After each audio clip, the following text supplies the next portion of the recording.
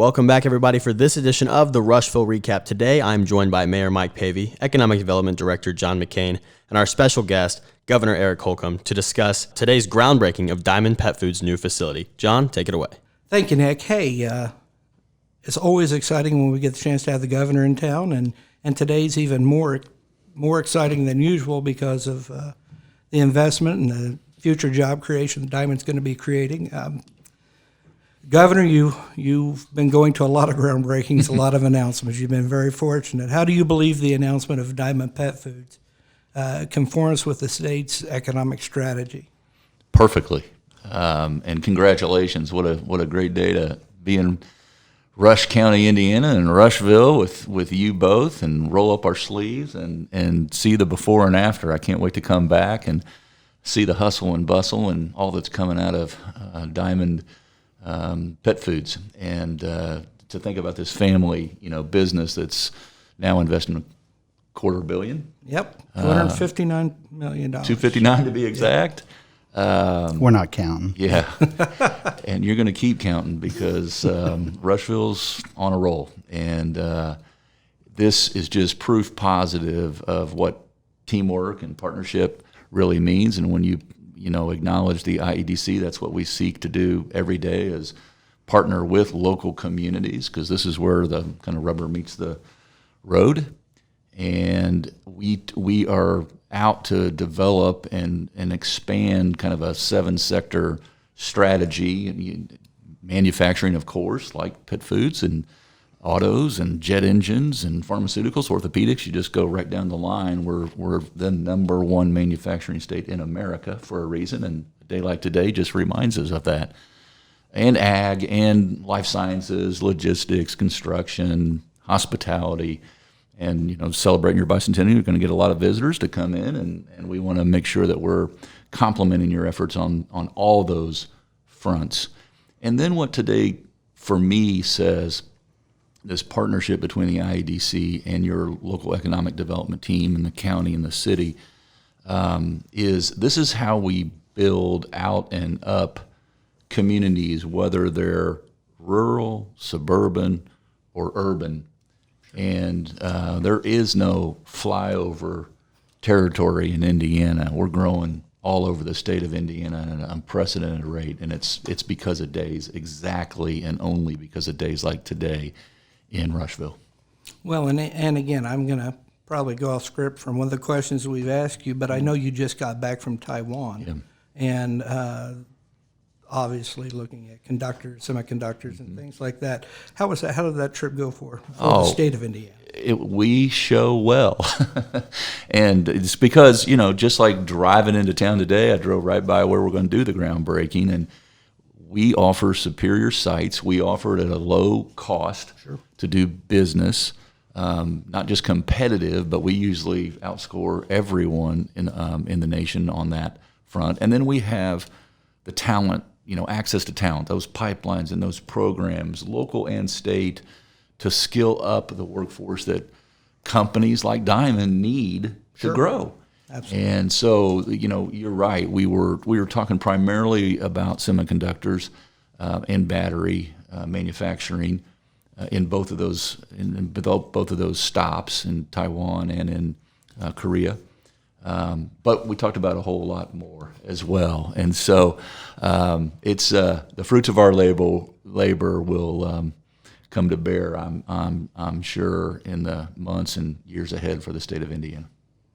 Well, here's a topic that I know the mayor's worked actively with is, and I know you have as well, there will be about $1.5 million of ready money through the ARI region, our regional group.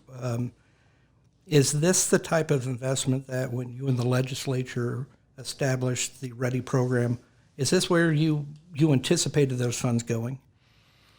Well, exactly where, and it wasn't just some epiphany, or we didn't wake up one day and go, hey, let's have a READY program. It really goes back to years of our relationship and working with mayors on other projects all over the state of Indiana, working with county commissioners, working with local leaders, LEDOs, et cetera, and understanding that Mayor Pavey knows exactly what is needed in Rushville and knows the resources that, if complemented the local resources, could go 2 times or 4 times or 10 times further than just going at it alone. And community crossings, our NDOT road program, is another similar example of, you put some skin in the game, we'll put some skin in the game, and look what can happen. And READY is just about that. It's about looking at local priorities that are coming from the bottom up to the state, not the state telling the local communities what's worthy and what's needed, but listening and then working together, and then voila, the statewide puts in $500 million, and we get about $10 billion back because your neighbors, your community says, philanthropic, business, municipal contributions said, we want to be a part of that. This is an equation changer. This is a transformational project, and it leads to things like today. Well, and I just want to make a comment. I have said, and I will talk about it later today, that I think the governor has been probably the most responsive with programs that help at a local level. They allow us to make decisions based on good platforms that he's come down with. I think Stellar was one that was amazing start for us. Yeah. I think that the READY is another program that allows us an opportunity to be creative at a local level with a platform he's set up. Sure. And I think CCMG is probably not the one who will get the most notice, but for local leaders, it is the easiest to navigate and the easiest to have an impact at a local level in a positive way. So I will always be appreciative to the governor for the investment he has made in programs, and most of the time that investment we feel like gets out to a rural environment, which is us, who can be forgotten in a lot of platforms. But I think that the investment he's making in rural Indiana is probably our big untapped resource. So I appreciate that. Yeah, and I wasn't in the room when you called to let Rushville know that they were a stellar community. It was not a river in Idaho. Oh, well, but we got some rivers in Indiana too, John. Well, oh, I think people like to see him in any water. But I know that in over his head water. Yeah. I know that was an exciting day for the community, and you were just lieutenant governor at that point. You couldn't bottle up the excitement in the room that day. Well, Brian Sheehan said he loved you, so I think that was something in and of itself. And the governor said he loved Brian in a very apprehensive way. Well, as we go in we're going to head out here in a few minutes to go out to do the official groundbreaking. Rushville this weekend will be hosting its bicentennial celebration. It is the kind of the culmination. We're going to have Eddie Montgomery of Montgomery Gentry here in town, and we're going to have, going back to our generation, Molly Hatchet. So is there anything that you would like to send to the citizens of Rush County on their bicentennial? Well, today proves we're not flirting with disaster. We are flirting with success, and success attracts success. And so on a day like today, when all eyes in Indiana and far beyond our borders are going to be looking at what's going on in Rushville, saying, oh my gosh, the single largest capital investment in the county's history. Right. This shows that you're moving in the right direction, and to have it on the same week as you celebrate your bicentennial means there are 200 years ahead that are going to continue to get better and better, as just like wine. Yeah, and in the fact that you pulled flirting with disaster out with no preparation whatsoever, it's pretty impressive. Maybe dates me.